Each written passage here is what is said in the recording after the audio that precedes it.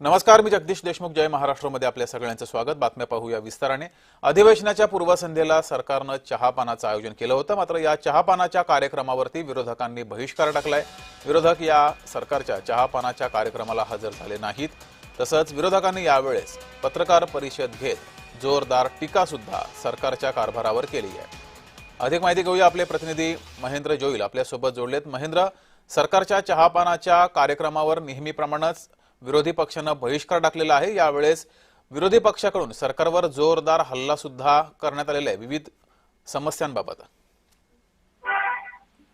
नक्कीच जगदीश, आपण पाहिलं तर संकल्प अधिवेशन उद्यापासून चालू होते आणि याच पार्श्वभूमीवर सत्ताधारी आणि विरोधकांमध्ये जो आहे तो एक संवाद साधण्यासाठी चहा पाण्याच्या कार्यक्रमाचं आयोजन करण्यात येतं. मात्र दरवेळीप्रमाणे यावेळी विरोधकांनी या कार्यक्रमावरती बहिष्कार घातलेला पाहायला मिळतोय आणि अशी जी गोष्ट आहे ती त्यांनी एका पत्रकार परिषदेत दुपारी करून या गोष्टी संदर्भात सरकारवरती तीव्र नाराजी आहे. सरकारमध्ये जे आहेत ते प्रश्न आहेत ते सुटत जात नाही, म्हणून आम्ही या चहा पाण्याला जात नाही आणि जो न्याय आहे तो मिळत नाही, अशा गोष्टीचा पत्रकार परिषद मांडण्यात आल्या होत्या. मात्र सरकारकडून चहा पाण्याच्या कार्यक्रमाचं आयोजन करण्यात आलं होतं. चहा पाणी कार्यक्रम आता सध्या सुरू आहे.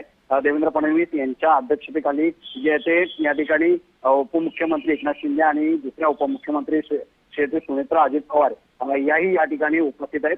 थोड्या वेळात या ठिकाणी जे काय कॅबिनेट बैठक होणार आहे, सह्याद्री अतिथी कॅबिनेट जी हॉल आहे त्या ठिकाणी ही बैठक होणार आहे. त्यानंतर या सगळ्या घडामोडींवरती एक पत्रकार परिषद आहे ती सरकारकडून आयोजित करण्यात आली आहे. त्यामुळे नेमक्या पत्रकार परिषदेत काय मुद्दे मांडले जात आहेत आणि उद्यापासून सुरू होणाऱ्या ज्या अर्थसंकल्प अधिवेशनाबद्दल सरकार जे आहे ते कसं विरोधकांना जे आहे ते आपल्या पद्धतीने कामकाज सांभाळण्यासाठी किंवा कामकाज होण्यासाठी सरकार काय प्रयत्न करणार. मात्र महेंद्र, विरोधकांनी बहिष्कार टाकला होता. यावेळेस लाडक्या बहीण योजनेपासून ते अनेक बाबतीत टीका केलेली आहे. राहुल नार्वेकर यांच्यावर सुद्धा हल्लाबोल केलाय. राहुल नार्वेकर हे आता विरोधकांच्या रडारवरती असतील अलिबाग प्रकरणी.